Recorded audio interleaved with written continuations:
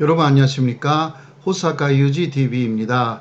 오늘은 일본의 주요 뉴스, 그 중에서도 강제징용, 강제 동원 문제에 대한 한국 측의 해결책, 그것이 어떤 것인가, 일본에서 계속 보도가 되는 내용 중 핵심적인 내용을 말씀드리고자 합니다.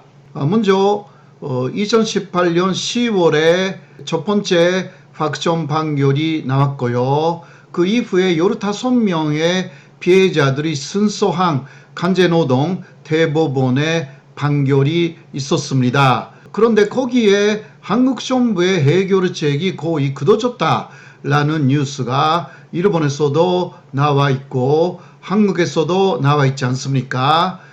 그 해결책이 무엇인가 라는 것이 대단히 중요한데요. 그것은 결론부터 말씀드리면 곤탁제도를 남용으로, 이것은 제가 그렇게 보는 것입니다. 곤탁제도 남용으로 피해자의 동의 없이 변제, 대위 변제라고 말하고 있죠. 그 변제를 집행한다 라는 내용입니다. 과연 그것이 올바른 내용인지 그것을 보시겠습니다. 자, 먼저 이것은 현재까지의 진행 상황을 플로 차트로 만든 것인데요. 가장 위쪽으로 보시겠습니다. 피해자들은 먼저 재판소 대법원에 소송을 냈죠. 그것이 2012년에 먼저 끝났고 2018년에 판결이 확정되었습니다. 순서 판결이었죠. 15명이 순서 판결을 얻었습니다.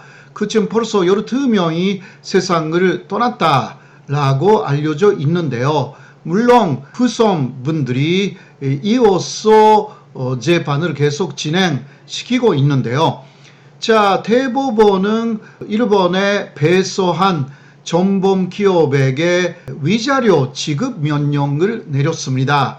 위자료라는 것은 배상금, 유죄다라는 뜻이 담겨져 있는 위자료, 배상금 지급을 명령을 했습니다.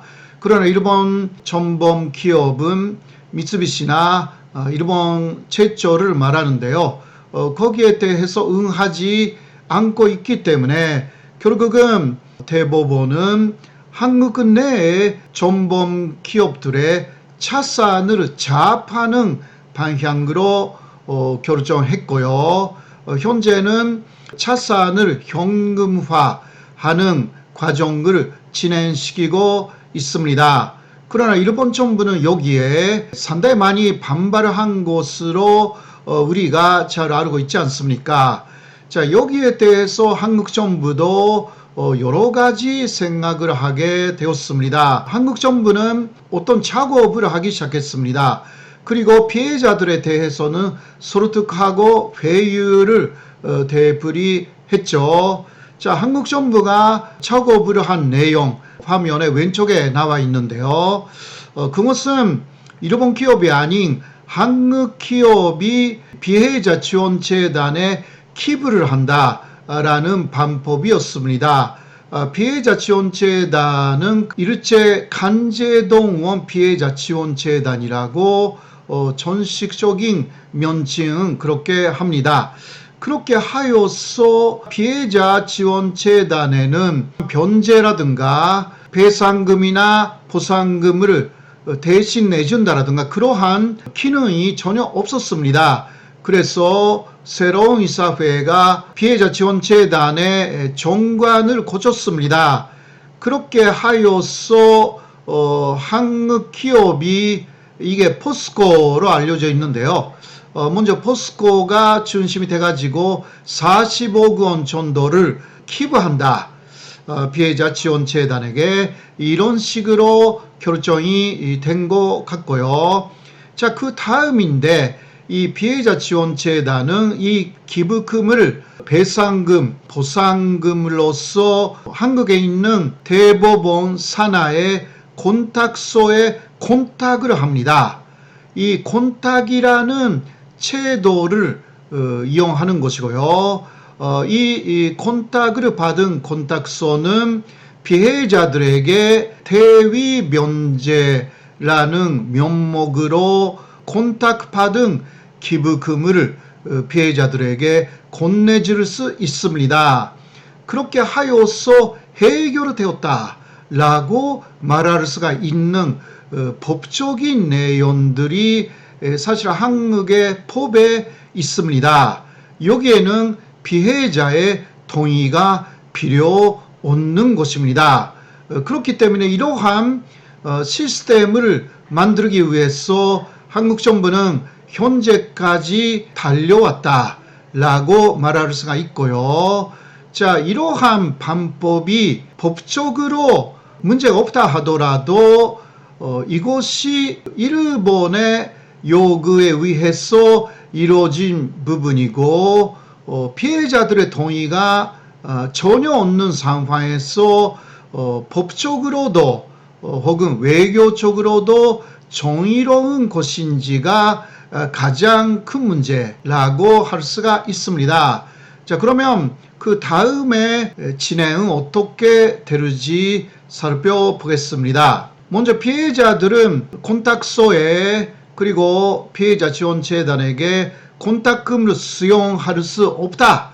그런 식으로 거부 의사를 전달할 것으로 예상이 됩니다.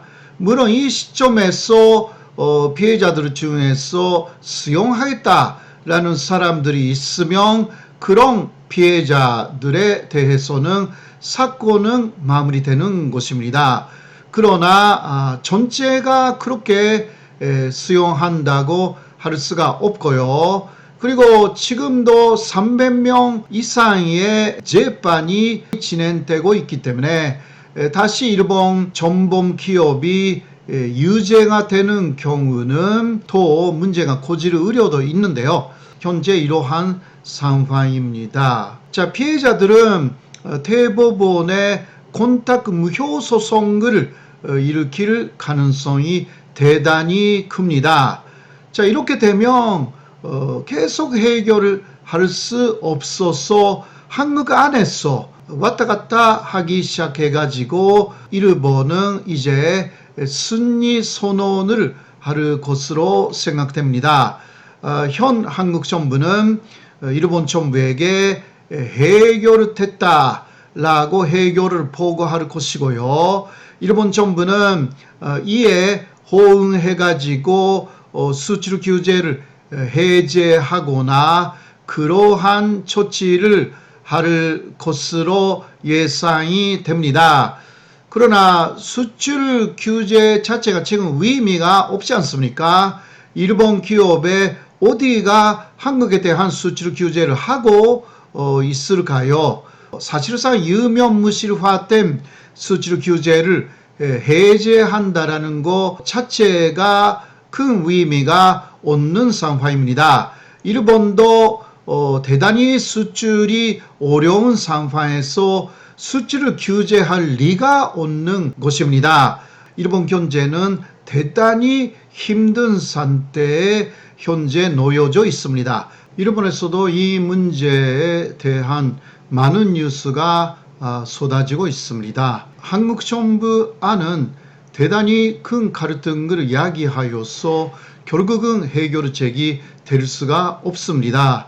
유일한 해결책이라는 것은 피해자와 전범 기업들이 직접 만나서 화해의 길을 모색하는 그러한 방법 이외에는 없습니다. 양국 정부는 화해의 길로 피해자와 전범 기업이 나갈 수 있도록 협력을 해야 합니다.